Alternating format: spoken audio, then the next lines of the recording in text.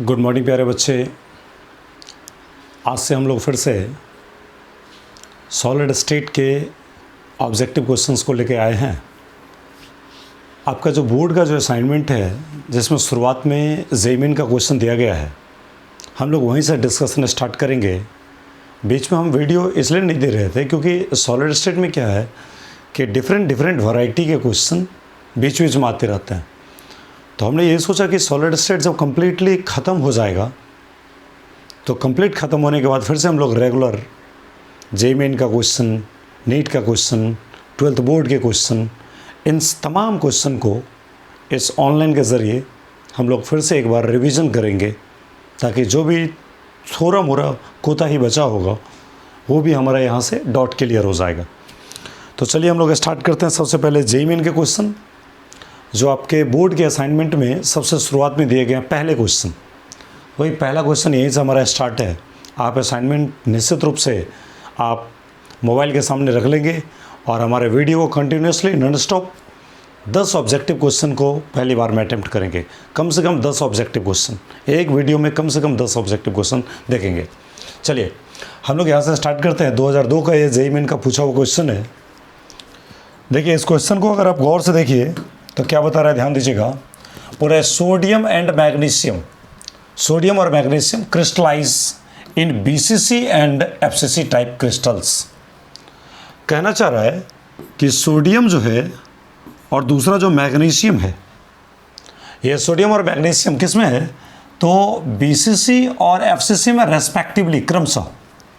यानी आपका पहले वाला बीसीसी हो गया और दूसरे वाला एफसीसी हो गया। मतलब सोडियम बीसीसी में गया, सोडियम किस में गया, बीसीसी में, और मैग्नीशियम जो है वो एफसीसी में गया, मैग्नीशियम गया एफसीसी में। तो आगे बोलता है then the number of atom of sodium and magnesium present in the unit cell of their respective crystal is.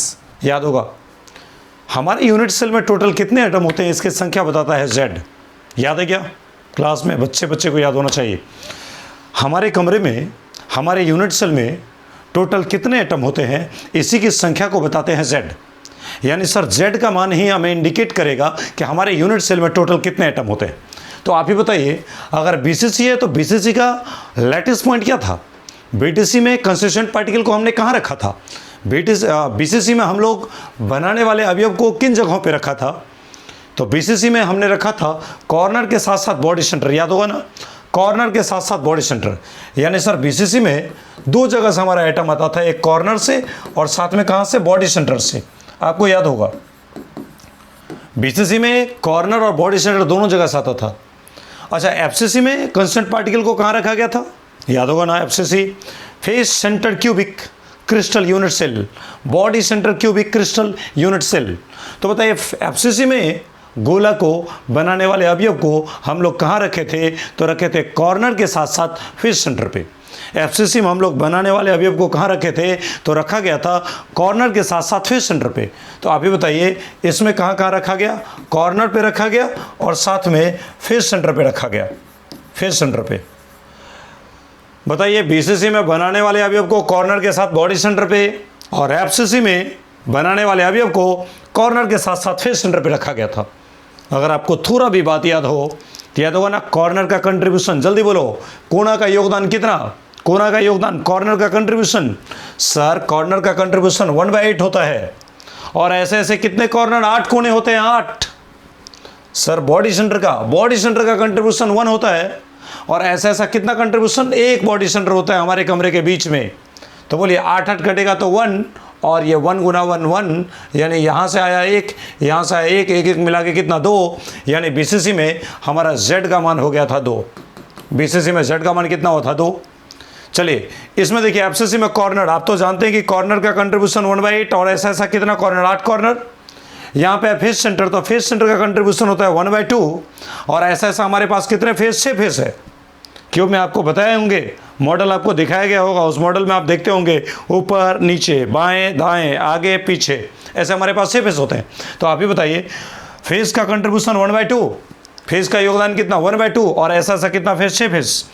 तो 8 और 8 कट के हो जाएगा 1, और यहाँ पे देखिए 2 तिया 6, तो 3 और 1 मिला के कितना हो जाएगा, Z का मान 4, यानी FCC में Z का मान 4 और BCC में 2, यानी सोडियम एटम की संख्या हो जाएगा 2, सोडियम एटम की संख्या 2 और बताइए मैग्नीशियम एटम की संख्या कितना होगा, 4, यानी आपका आंसर सी सही है।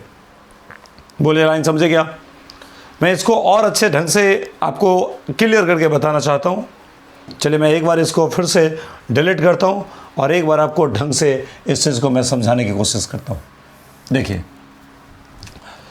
इधर देखिएगा, यहाँ देखिए, ध्यान दो, इधर सुनना सर, BCC और ये रहा आपका FCC। बोलिए सोडियम को रखा गया कहाँ पे, BCC में, और मैग्नीशियम को कहाँ रखा है, FCC में रखा है। बोलिए BCC में कहाँ कहाँ एटम रहता है, कॉर्नर के साथ बॉडी सेंटर, और FCC में कांस्टेंट पार्टिकल को कहाँ रखते हैं, कॉर्नर के साथ साथ फेस सेंटर, कॉर्नर के साथ साथ फेस सेंटर पे। तो बताइए BCC में सबसे पहले बताइए Z का मान अगर हम निकालेंगे, Z क्या है, याद है क्या? कॉपी में जाके देखो, Z का मान 4 बार पढ़ा है, 4 बार। BCC में, SCC में, FCC में, ECC में मान लो नहीं लो कोई दिक्कत नहीं है, लेकिन हेक्सागन में बताइए इतने सारे जगहों पे आपने Z का मान पढ़ा है। हमारे यूनिट सेल में टोटल कितने एटम होते हैं, इसी की संख्या को Z बताता है। तो आप ही बताइए BCC में Z का मान, तो कॉर्नर का कंट्रीब्यूशन 1/8, ऐसा ऐसा 8 कॉर्नर, प्लस बॉडी सेंटर का कंट्रीब्यूशन 1 और ऐसा ऐसा बॉडी सेंटर 1। बोलिए 8 कैंसिल हो गए, कितना हो जाएगा, 1 + 1, मतलब कितना हो जाएगा, Z का मान 2, यानी BCC में Z का मान 2। आप बताइए ये 1/8 × 8 ये कहाँ से आया है, तो सर ये आपको मिला है कॉर्नर से, कॉर्नर से। और ये 1 × 1 ये कहाँ से मिला है, सर ये आपको मिला है बॉडी सेंटर से। सर यहाँ देखो ना, बॉडी सेंटर से मिला है। अगला लाइन FCC में देखेंगे सर, तो FCC में अगर हम Z का मान निकालना चाहेंगे तो बताइए कॉर्नर की संख्या 1/8, कॉर्नर का कंट्रीब्यूशन 1/8, और ऐसा ऐसा हमारे पास कितने कॉर्नर, 8 कॉर्नर, प्लस फेस का कंट्रीब्यूशन 1/2, और ऐसा ऐसा कितना फेस, 6 फेस। बताइए ना हमारे कमरे में कितने दीवार होते हैं, बाएं का दीवार, दाएं का दीवार, आगे का दीवार, पीछे का दीवार, ऊपर का छत, नीचे का ज़मीन। तो हमारे पास इस तरह से 6 फेस होते हैं ना कमरे में। तो आप बताइए फेस का कंट्रीब्यूशन कितना, 1/2, और ऐसा ऐसा 6 फेस। ये आपको मिल गया कहाँ से, तो सर ये आपको मिला है कॉर्नर से। ये कहाँ से मिला है सर, ये आपको मिला है फेस से। तो बताइए कॉर्नर से आएगा 1 और फेस से आएगा 2 तिया से, यानी 3 कितना हो जाएगा, 4।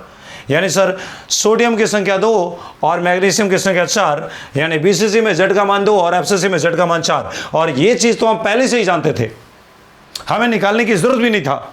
आपको याद होगा SCC, BCC, FCC, इन सारे में SCC में Z का मान 1, BCC में Z का मान 2, FCC में Z का मान 4। याद है कि नहीं याद है? सारा का सारा एकदम जुबान पे रहना चाहिए, चलेगा। इस तरह से 2 और 4, यानी हमारा सही आंसर है C। देख लीजिए। तो इस तरह से हमारा पहला क्वेश्चन हमने देख लिया। चलिए हम लोग फिर से अगले क्वेश्चन पे चलते हैं। अगला क्वेश्चन को अगर आप गौर से देखें तो देखिए क्वेश्चन क्या बोलता है। क्वेश्चन जो भी बोलता है बड़ा आसान बात बोलता है। देखो कितना आसान क्वेश्चन है, देख लीजिए। हाउ मेनी यूनिट सेल की संख्या कितनी होगी are present in a cube shaped ideal crystal of NaCl। NaCl जैसे ही बोला ना, तो NaCl बोलने के साथ ही हमने पकड़ लिया, ओ NaCl तो इसमें तो FCC लैटिस को फॉलो करता है। NaCl किसके स्ट्रक्चर पे जाता है, FCC पे। जैसे ही हमें NaCl बोला तो हमने समझ गया कि NaCl बोलने का मतलब ये FCC लैटिस में जाएगा। आप ही बताइए, आपको मैंने 5 कंपाउंड का नाम पढ़ाया होगा, आपको डायलॉग याद होगा, 6-6, 8-8, 4-4, 3 लाइन याद है क्या, 6-6, 8-8, 4-4। और दूसरा पॉइंट था ज़्यादा में कम डालो, और अगला पॉइंट कम में ज़्यादा डालो। नहीं याद है क्या, NaCl, CHCl, ZnS, Na2O, CF2 याद होगा। ये सारे के सारे एक साथ पढ़ाए होंगे, आपको पूरा डायलॉग के साथ याद करवाया था। 6-6, 8-8, 4-4, ज़्यादा में कम डालो, कम में ज़्यादा डालो। नहीं याद है क्या, याद रहना चाहिए, याद रहना चाहिए। चलिए हमें NaCl बोल रहे हैं, तो NaCl हमारा स्ट्रक्चर फॉलो करता है FCC को। NaCl किसका स्ट्रक्चर फॉलो करता है, FCC को। और आप जानते हैं कि FCC में Z का मान कितना होता है, 4। तो जब भी इस टाइप के क्वेश्चन आए नंबर ऑफ यूनिट सेल निकालने के लिए, तो बड़ा आसान सा फॉर्मूला मैं आपको देता हूं, ट्रिक के जरिए तुरंत बना दोगे। कैसे, तो देख लो, डायरेक्ट ही की बार में number of unit cell direct निकालोगे। कैसे, ध्यान देना, ये देखो नंबर ऑफ यूनिट सेल कैसे निकालते हैं, ध्यान दीजिएगा। हम लिखे नंबर ऑफ यूनिट सेल बराबर, देखिए फॉर्मूला इसका बड़ा आसान है, मास बट्टा मोलर मास। ये आपको मोल निकल गया और मोल को एवोगाड्रो नंबर से गुणा किए, Na एवोगाड्रो नंबर से गुणा किए, मॉलिक्यूल निकल गया और इसको Z के मान से भागा दिए तो यूनिट सेल निकल गया। बड़े आसान सा formula, very very important for neat and JEE main question. ये फार्मूला जब भी कभी आपको नंबर ऑफ यूनिट सेल पूछा जाए तो नंबर ऑफ यूनिट सेल निकालने के लिए सबसे अचूक दवा मास बटा मोलर मास गुना Na बट्टा Z का मान रख दीजिए। और आप जानते हैं कि NaCl FCC को फॉलो करता है और आप ये भी पता है आपको कि FCC में Z का मान 1 होता है। NaCl अगर FCC को फॉलो करते हैं तो FCC में Z का मान 1 होता है, यानी इसी के अकॉर्डिंग हमें काम करना पड़ेगा। देख लीजिए कितने सटीक तरीके से मैं आंसर निकाल देता हूं, जानते ना। नंबर ऑफ यूनिट सेल बराबर, देख लो, नंबर ऑफ यूनिट सेल बराबर, अगर यूनिट सेल की संख्या निकालना हो तो क्या करेंगे आप देखो, मास रखा जाए ग्राम में, चलो कोई दिक्कत नहीं, मास दे रखा है 1 ग्राम तो 1 रख दिया, गुना एवोगाड्रो नंबर, एवोगाड्रो नंबर आपको याद होना चाहिए 6.022 गुना 10 का पावर आ जाएगा 23, इतना आ जाएगा।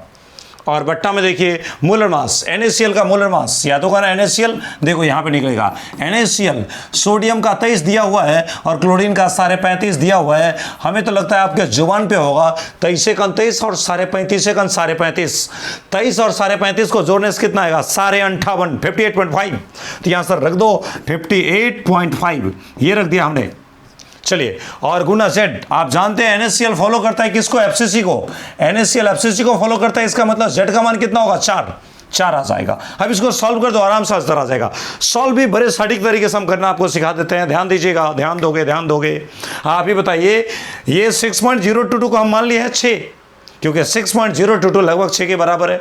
6.02, एक तो दशमलव के बाद 0 है, उसके बाद कोई संख्या है, बताइए। एक तो आप पहला बात जानते हैं कि दशमलव के बाद किसी भी संख्या का महत्व थोड़ा कम हो जाता है। दूसरा बात, दशमलव के बाद 0 है, उसके बाद कोई नंबर है, अरे छी, इस नंबर का तो कोई योगदान ही नहीं होगा। तो हम इसको मान लिया 6, बताइए 6 को अगर 4 से भागा देंगे कितना होगा 1.5 होगा। यानी सर ये एक को 6.022 से गुणा किया तो 6.022 और उसको जब 6 से भागा देंगे तो ये लगभग में आ जाएगा 1.5। गौर से देखिए, ये आ जाएगा कितना 1.5, ऐसे आ जाएगा। और बोलिए गुना 10 का पावर 23 है ना, ऑप्शन में देखिए 10 का पावर 21 है, 10 का पावर 21 और यहाँ है 10 का पावर 23। बच्चा इस 23 में से 2 जीरो को बाहर ले लो, 2 जीरो बाहर लोगे तो 23 में से 2 को जीरो चला गया तो कितना बचेगा 10 का पावर 21, 2 को जीरो बाहर रखिए और नीचे में रखिए 58.5। अब बताओ लाइन, ये दशमलव उड़ जाएगा ना, क्योंकि एक अंक के बाद दशमलव उड़ जाएगा। और अगर आप यहाँ से 2 जीरो अगर ले लिए हैं तो यहाँ पे कितना बचेगा, ये बच जाएगा 1500 और गुना आ जाएगा 10 का पावर 21। जरा सोच के देखो, 1500 बट्टा 585 बन गया, 500 तिया 1500, लेकिन ये 85 है, मतलब ये 600 के आसपास है, तो 600 दूना 1200, यानी 200 से ज़्यादा होगा, 2 पॉइंट से समथिंग होगा, 2 पॉइंट से समथिंग ज़्यादा होगा। तो बताइए 2 पॉइंट से समथिंग ज़्यादा, ये देखिए 5 से ज़्यादा बता रहा है, ये 1 से ज़्यादा, ये 1 से ज़्यादा, ये 2 पॉइंट से ज़्यादा, यानी हमारा आंसर ये सही होगा 2.57। 1500 में 585 से भागा देंगे 2.57 का अप्रॉक्स में जाएगा और ये 10 का पावर 21 आ गया। बड़े आसानी से आप बना सकते हैं। जब भी कभी आपको नंबर ऑफ यूनिट सेल निकालना हो तो उसके लिए बड़ा आसान सा फॉर्मूला हमारे पास है, मास को Na से गुना करो और बट्टा में मोलर मास को Z से गुना करो, मास को Na से गुना करो बट्टा मोलर मास में Z को गुना करो और आराम से सीधे सटीक आंसर पे चले जाओ। ये आपके जेईई मेन के 2003 के पूछे हुए क्वेश्चन है। चलिए हम लोग अगले क्वेश्चन पे इसी तरह से कंटिन्यू करते हैं। आपका तीसरा क्वेश्चन ये रहा है स्क्रीन पे, देखिए आपको याद होगा डिफेक्ट में मैंने बताया था, very very important defect for board exam, short की डिफेक्ट एंड फ्रैंकल डिफेक्ट, याद है ना, डायलॉग याद होगा, जोरा जोड़ी भाग जाए, महल्ला से आयन शॉर्ट कर जाए और शॉर्ट करे तो शॉर्ट के डिफेक्ट। कैटाइन के साथ यदि एनाइन फरार हो जाए, प्लस के साथ माइनस अगर महल्ला छोड़ के भाग जाए, तो जैसे ही जोरा जोड़ी भागेगा भाई महल्ला में भूचाल आ जाएगा, ऐसा होते भी रहता है। तो आप ही बताइए, देखिए Cl माइनस बीच से Na प्लस भाग गया, सर एनाइन के बीच में होगा कैटाइन, यह है Cl माइनस, यह है Cl माइनस, यह है Cl माइनस, यह है Cl माइनस। बताइए ना, माइनस के बीच में कौन रहेगा, प्लस रहेगा, तो यहां से सर प्लस भाग गया। ओहो, ऐसा बात है। देखिए यहाँ पे देखिए प्लस प्लस प्लस प्लस, यहाँ भी Na प्लस होगा और इस बीच से माइनस भाग गया। बताइए इस प्लस का माइनस यहाँ से भागा और इस प्लस का माइनस यहाँ से भागा, यानी सर कैटाइन के साथ एनाइन फरार हो गया। कैटाइन और एनाइन मोहल्ले छोड़ के भाग गया। तो याद होना चाहिए, जोरा जोरी भाग जाए, मोहल्ला से शॉर्ट कर जाए, और शॉर्ट करे तो शॉर्ट की डिफेक्ट। बोलिए याद है कि नहीं याद है? और दूसरा बात, अपने मोहल्ला से अगर घसक जाता ना तो फ्रेंकल डिफेक्ट, मोहल्ला से अगर घसक जाता तो फ्रेंकल डिफेक्ट, यह इंटरस्टिशियल डिफेक्ट। याद होगा हम कहानी सुनाई थी आपको कि भोज में जब पंक्ति में आदमी बैठ जाते हैं तो उस पंक्ति के बीच में जहाँ पे भोजन परोसने वाले लोग दौड़ते रहते हैं, भात भात दाल दाल करते रहते हैं, उस बीच के खाली जगह का नाम हमने रखा था इंटरस्टिशियल साइट।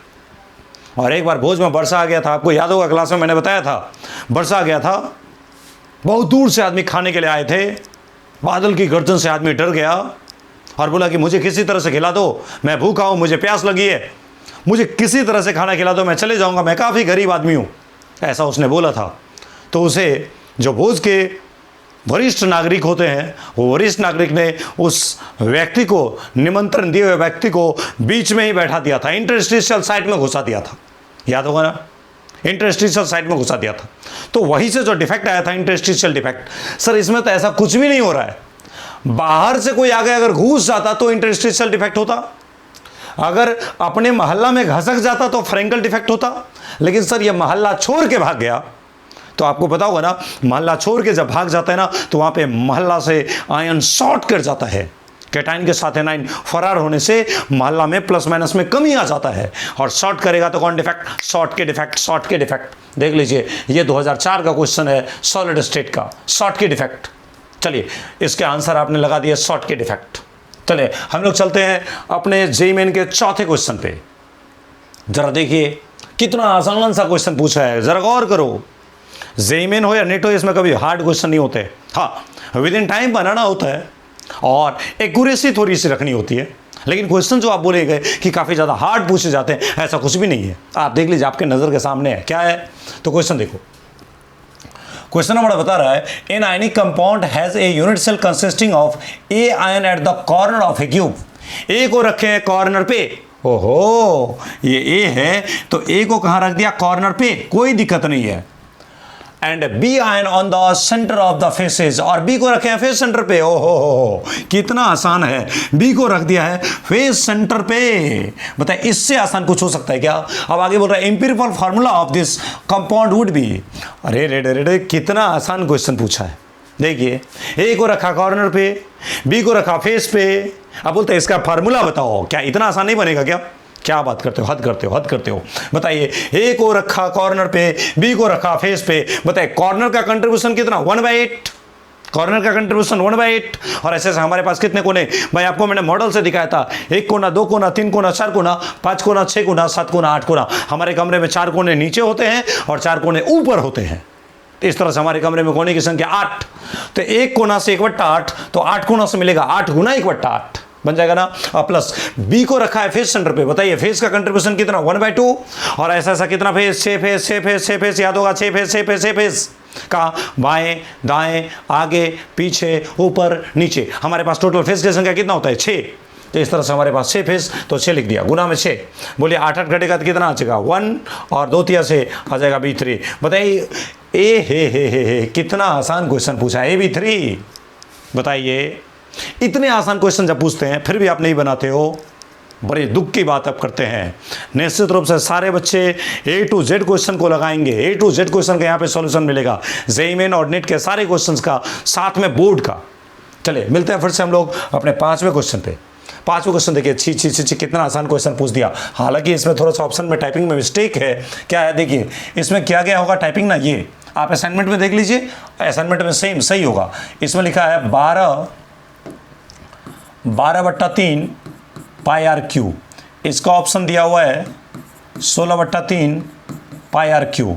इसका ऑप्शन दिया हुआ है 20/3 पाई आर क्यू। और इसका ऑप्शन दिया हुआ है 24/3 पाई आर क्यू, ऐसा दिया हुआ है।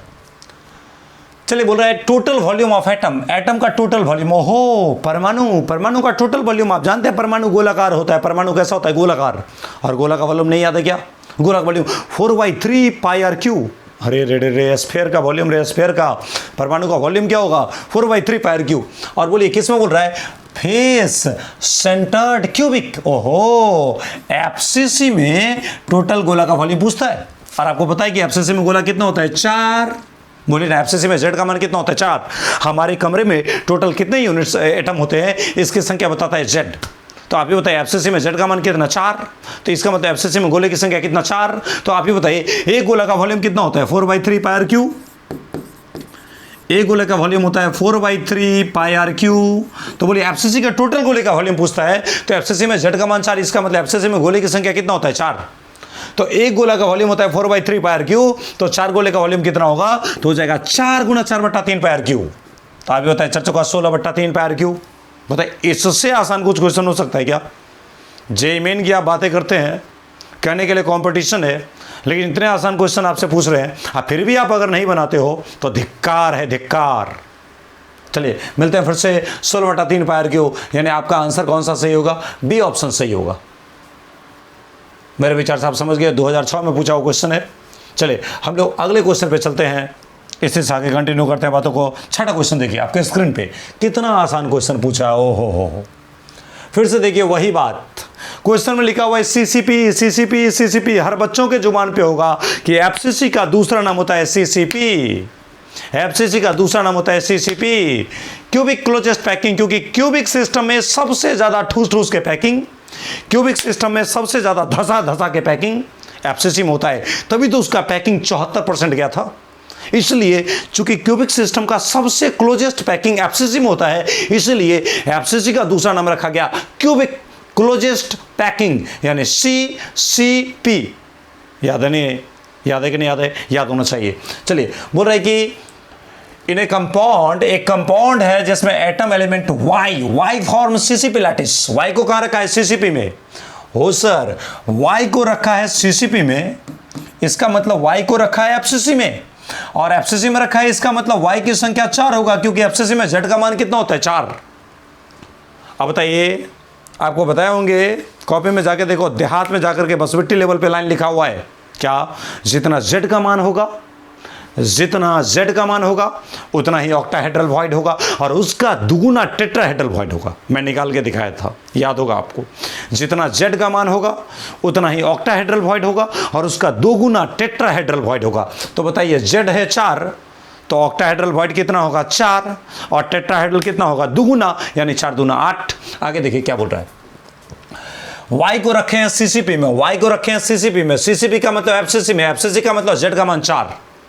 बोले इसमें कोई अचार की जरूरत नहीं है, ये बिना अचार का ही 4 चल जाएगा। अगला एलिमेंट एक्स, ये जो एलिमेंट एक्स है ऑक्युपाई 2/3 ऑफ टेट्राहेड्रल वॉइड। ओहो, ये जो एलिमेंट एक्स है इसको टेट्राहेड्रल के 2/3 में रखा है। तो जरा बोलो कि ये जो एक्स है इसको रखा है टेट्राहेड्रल वॉइड में, टेट्राहेड्रल वॉइड में।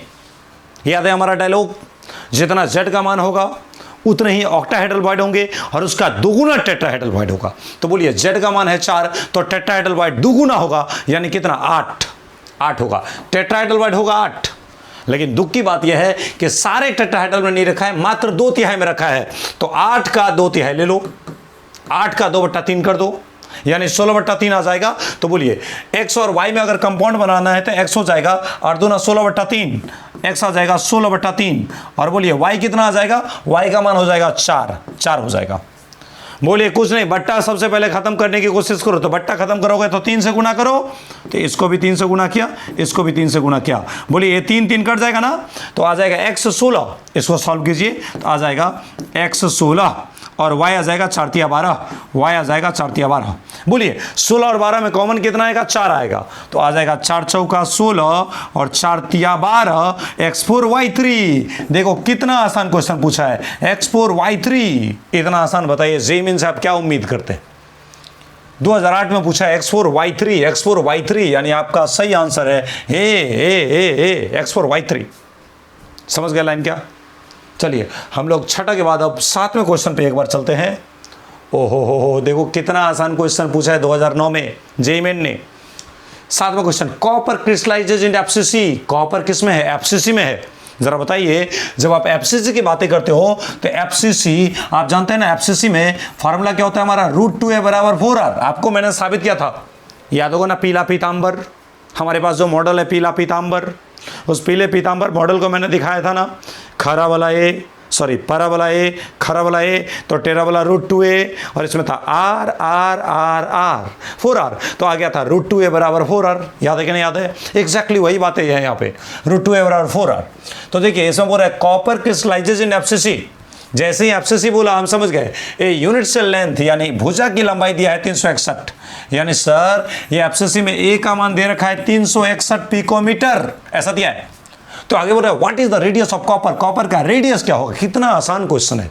बोलिए जब √2a = 4r है तो r बराबर नहीं निकाल सकते हैं क्या, r बराबर हो जाएगा √2a/4, √2a/4। तो बोलिए √2 का मान कितना 1.414 और a का मान कितना 360 और बट्टा में 4।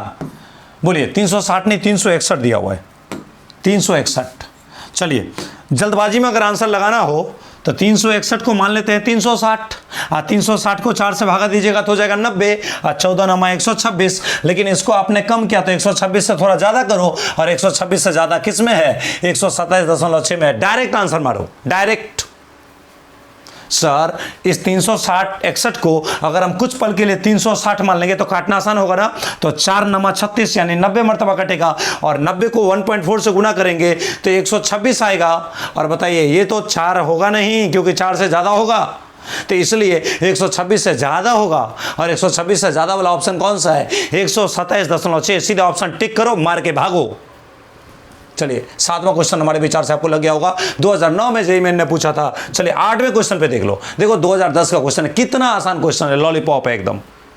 जरा बताइए क्वेश्चन क्या बता रहा है। क्वेश्चन बता रहा है if the edge length of face centred cubic, हो एफसीसी में जानते हैं ना, एनाइन रहता है कॉर्नर के साथ एफसीसी लैटिस पॉइंट पे, एफसीसी लैटिस पॉइंट पे यानी कॉर्नर के साथ फेस सेंटर पे, और केटाइन रहता है ऑक्टाहेड्रल बॉडी यानी भुजा के बीच में। तो सर यहां रहेगा एनाइन, एफसीसी में यहां रहेगा एनाइन और इसमें रहेगा केटाइन। केटाइन का रेडियस बोलो, केटाइन का रेडियस आरसी, केटाइन का रेडियस आरसी, एनाइन का रेडियस आरए, एनाइन का radius R A R A R A R A. बोलिए यहां हमारे कमरे में याद है ना, जो पंखा जहाँ होता है, जहाँ पे हम बार बार समझाते रहते हैं बच्चे को ऐसे ऐसे करके, ये कोना देखो, इस कोना से इस कोना की दूरी, इस कोना से इस कोना की दूरी कितना होगा, ए। तो हमने बोला यहाँ से यहाँ की दूरी अगर ए, तो इसका मतलब यहाँ से लेके यहाँ तक की दूरी कितना होगा, यहाँ से यहाँ तक की दूरी a/2। तो बोलिए radius of anion plus radius of cation बराबर a/2। फॉर्मूला निकल गया ना, radius of anion plus radius of cation बराबर a/2। हो गया, सॉल्व हो गया हमारा क्वेश्चन। देखिए मैं क्या करूंगा, बोलूंगा radius of anion plus radius of cation बराबर a/2। आर ए का मतलब radius of anion, R C का मतलब रेडियस ऑफ केटाइन बराबर a/2, यानी भुजा की लंबाई बट्टा 2। ऐसे करेंगे, रेडियस ऑफ एनाइन बट्टा प्लस रेडियस ऑफ केटाइन बट्टा 2, ऐसे करेंगे हम लोग। तो देखिए इसको क्या करते हैं, ध्यान देना। सर यहां दिया है radius of cation is 110, cation का दिया है 110, कोई दिक्कत नहीं है। रेडियस ऑफ एनाइन प्लस 110 बराबर एज लेंथ, भुजा की लंबाई कितना दिया है, तो दिया है 508 पिकोमीटर, 508 पिकोमीटर। एज लेंथ दिया है 508 पिकोमीटर, तो लिख दीजिए 508/2। सॉल्व करो, नहीं कर सकते हैं क्या, डायरेक्ट करो, direct. Radius of anion plus 110 बराबर 2 पंचे 25 दूना 50 और 2 चौका 8, 254। बोले 254 में से ये 10 जाएगा, 110 जाएगा, तो कितना बचेगा, 54 में से पहले 10 जाएगा तो बन जाएगा 44, और 44 में से 244 में से 100 जाएगा तो बन जाएगा 144, यानी रेडियस ऑफ एनाइन आ जाएगा 144 पिकोमीटर। Picometre picometre. बताइए इतना आसान क्वेश्चन, आर निकालने के लिए 154 में से 254 में से 110 घटा दीजिए, आंसर आ जाएगा। चलिए मेरे विचार से ये आप 2010 के क्वेश्चन को आसानी से समझ गए। बताइए इसमें तो इस तक यहाँ तक के कॉन्सेप्ट में तो कोई दिक्कत नहीं होना चाहिए, ध्यान से देखोगे। चलिए अब 9 नंबर क्वेश्चन को जरा गौर से देखें। देखिए 2010 में पूछा डायरेक्ट क्वेश्चन, डायरेक्ट, इससे आसान अब हो ही नहीं सकता है। सॉलिड स्टेट का क्वेश्चन, इससे आसान अब क्या होगा। सॉलिड स्टेट का क्वेश्चन अब इससे आसान यही हो सकता है कि बताओ बच्चे सॉलिड का स्पेलिंग क्या होगा। अगर हम आपको इतना बता दे, बताइए तो सॉलिड का स्पेलिंग क्या होगा, बच्चे बोलेंगे SOL लगा दो, ताली मारो। इतना आसान क्वेश्चन पूछा है ये, देखो इससे ज़्यादा आसान क्वेश्चन अब हमें नहीं लगता है कि सॉलिड स्टेट में कुछ होगा। बताइए, ये सारे आपके कॉपी में हूबहू प्रूफ किए गए हैं। सर देखिए, percentage of free space, free space, free space, खाली जगह, खाली जगह। आपको मैं बार बार बोलता हूं कि क्वेश्चन को जब भी पैकिंग इफिशिएंसी की बात हो, पैकिंग फ्रैक्शन की बात हो, तो आप गौर से वहां देखा करो कि ये पूछ रहा है भरा हुआ जगह या खाली जगह, एम्प्टी स्पेस बोल रहा है या ऑक्युपाइड स्पेस बोल रहा है, वैकेंट बोल रहा है या फ्री बोल रहा है, ये आपको देखना पड़ेगा। तो वैकेंट हो या फ्री हो बात बराबर है, या एम्प्टी हो बात बराबर है। ऑक्युपाइड बोलेगा तो एकदम भरा हुआ। तो आप ये बताइए, परसेंटेज ऑफ फ्री स्पेस, खाली जगह का percentage in cubic close pack structure CCP and BCC। ओहो, CCP एंड BCC, ऐसे लो, CCP इसमें लिखा BCC, CCP का नाम FCC और BCC तो BCC है। बोलिए पैकिंग फ्रैक्शन, पैकिंग फ्रैक्शन याद है क्या? FCC में था 74% जगह भरा हुआ, BCC में था 68% जगह भरा हुआ। लेकिन सर क्वेश्चन बड़े ही लॉलीपॉप ढंग से पूछा है, फ्री स्पेस बोल रहा है, फ्री स्पेस। फ्री स्पेस का मतलब भरा हुआ जगह नहीं, फ्री स्पेस का मतलब खाली जगह। तो बताइए, जब FCC में 74% जगह भरा होता है तो बताओ ना खाली कितना होगा? सर खाली तो 26% होगा। 26% देख लो, ओहो ये वाला है। सर BCC में जब 68% जगह भरा होता है, इसका मतलब खाली तो 32% जगह होगा।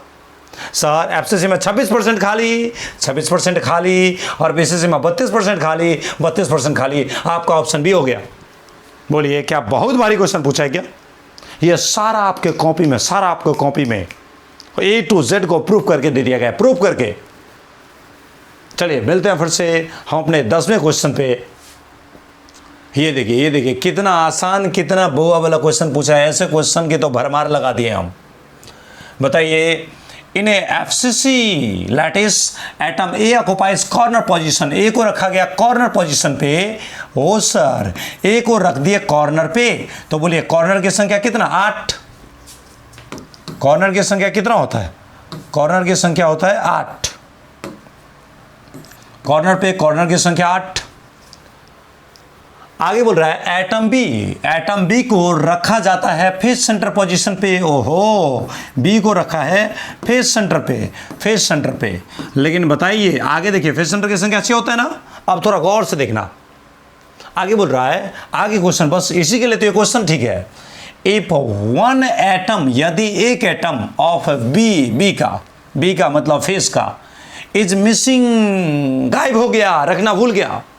एक फेस पे हम एटम को रखना ही भूल गए। तो बताइए, फेस होता है 6, लेकिन बोल रहा है एक एटम को एक फेस से मिस कर गया। ओहो सर, 6 फेस पे रखना चाहिए था ना। 6 में से एक फेस पे अगर रखना अगर भूल गए हैं तो बताइए अब कितने जगह रखा? 5 जगह पे रखा, 5 जगह पे। तो sir from one of the face point the formula of the compound is, कितना आसान क्वेश्चन है। फेस पर से भूल गया, कोई दिक्कत नहीं है, फेस को भुला दो, भुला देंगे तुझको धीरे धीरे। चलिए 5 फेस पे रखा जाएगा। तो आप ही बताइए, ए को रखे कॉर्नर पे, AB ऐसे लिखेंगे। तो जरा बताइए, ए को रखे कॉर्नर पे, बोलिए कॉर्नर का कंट्रीब्यूशन 1/8, और ऐसे ऐसे कितने कॉर्नर? 8 कॉर्नर। सर बी को रखा है फेस पे, बोलिए फेस का कंट्रीब्यूशन कितना? 1/2, और ऐसा ऐसा कितना फेस? Sir 5 face. सर होता है 6, लेकिन दिक्कत है कि एक फेस को भूल गया, 1 फेस मिसिंग, बी को मिस कर गया, गायब हो गया, भूल गया। कोई दिक्कत नहीं है, 8 कट गया तो बच गया A1। चलिए मैं इसको यहां सॉल्व कर देता हूं। 8 कट गया तो बच गया A1। और बोलिए ये B5/2, और हमने बताया था ना नीचे वाले का एलसीएम लेकर के गुना करो। बोले 1/1 और ये 2 है, 1 2 का एलसीएम कितना होगा? 2। तो 2 से सब में गुना कर दो, 2 से सब में गुना कर दो, तो 2 2 कट गया तो बन जाएगा A2 B5। ये हमारा आंसर है। सर इसमें और कुछ देखना पड़ेगा, देख लीजिए कॉमन है कि नहीं है। अगर कॉमन रहता तो कॉमन को हटा देते, और कॉमन नहीं है तो हमारा यही आंसर है, A2 B5। आगे आंसर बड़ा भी। चलिए 2011 का क्वेश्चन था मेरे प्यारे बच्चे। आप एक तरफ से असाइनमेंट के A to Z क्वेश्चन जो जेईई मेन के हैं या जो नीट के हैं या जो बोर्ड के हैं, मैं 1 से लेकर के 10 तक के क्वेश्चन आपको यहाँ पे प्रोवाइड किया हूँ वीडियो के ज़रिए। इसमें रात्रि सा भी दिक्कत हो तो निश्चित रूप से हमसे आप पूछने की कोशिश करें, और निश्चित रूप से अगर ये आपको लग रहा है कि हमारे लिए सही जानकारी मिल रही है तो निश्चित रूप से हमारे वीडियो को शेयर और हमारे चैनल को सब्सक्राइब करवाने की कोशिश करें। मिलते हैं फिर से अगले क्लास में, तब तक के लिए थैंक यू।